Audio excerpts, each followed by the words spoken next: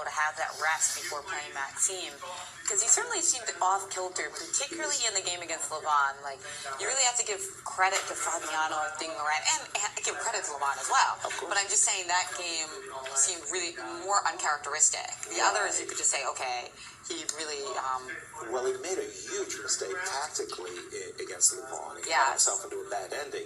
But then he followed it up with just a strategic howler with the move E5. So you don't see the world champion making two critical errors in the same game. And then he was really lucky that Yu Yang-yi didn't push him over the edge as well. Exactly. Although that defense, you can't call that luck. No. He defended. You had to play 2,900 chess to beat him, and Yu Yang-yi was not up to the task. I think that he has to win all his games today to have a chance. There is a remote chance that he gets only 2.5 wins, so 5 points. There's a remote chance that he'll do it if Levon doesn't keep up that great tear and other players don't do it. This game, it would be juicy if he wins this game. He knows it. Beating MVL would start his day off great. He's played this Queen B3 line. I mean, talk about a wide variety of ways of meeting the Grunfeld, and this Queen B3, this Russian Botvinnik line is really one of the sharpest. And now lots of choices, including Knight A6, A6.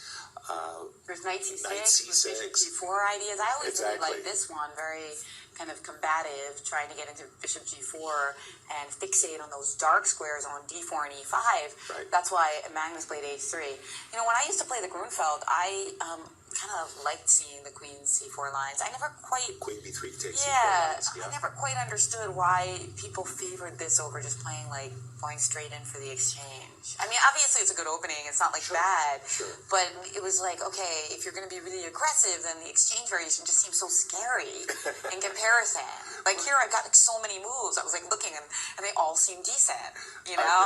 Understood. As you get, as a Grunfeld player, you understand that the exchange variation is super long-winded, and you can play lots and lots of moves. And sometimes you're on a narrow plank, it's black. Where this is not a narrow plank. No, You've got a few options. Wide variety. H3 must have been a novelty. Oh, was it? The best player in the world in the Grunfeld is suddenly frozen, and Magnus has gotten up from the board. I'd love to get Var's take on this in the truck. Is this move a new move? It seems like it should not be, but why is MVL suddenly befuddled, frozen? We know he knows all these lines inside and out. Right. And what is he trying to remember or trying to duck? Okay, I have been corrected 76 times this move has been played, but why is MVL then frozen in the moment as Magnus has chosen this H3 move? I'm not a Grunfeld player, but the move H3, of course, is to stop this idea of ever putting a bishop on G4. But it seems... I thought it was Knight D7 here, with the idea of playing like Knight B6. Exactly. Or something, and then we're just ganging up on the D4 pawn. Right. These...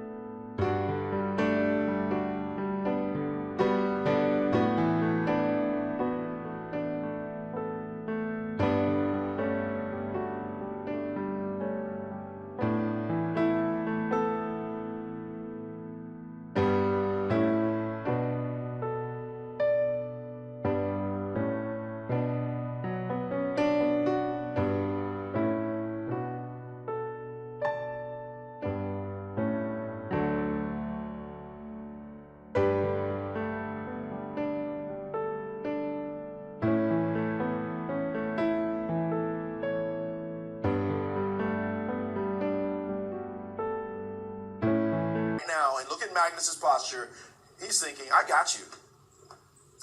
Now, in the recent, like I'm talking 2019 heads up, it seems to me like Magnus has really gotten MVL on the back foot. Magnus won a very, very nice game in Norway chess. In a classical, and look at all of these trades coming off the board. Again, that extra exchange with the open D file, Magnus is ready to really use his rook. This looks very, very good for white to my eyes. And I just wanted to check in with Fabi as well, because that looks like Fabi did end up sacrificing his pawn on a5 to get the offside knight. Levon's knight on. Is MVL fishing for something with a bishop f5? I don't know what he's fishing. Bishop c5. Bishop c5. Oh, he did take with the queen, by the way. I mean, come on. No, Knight this is nothing. This is zero.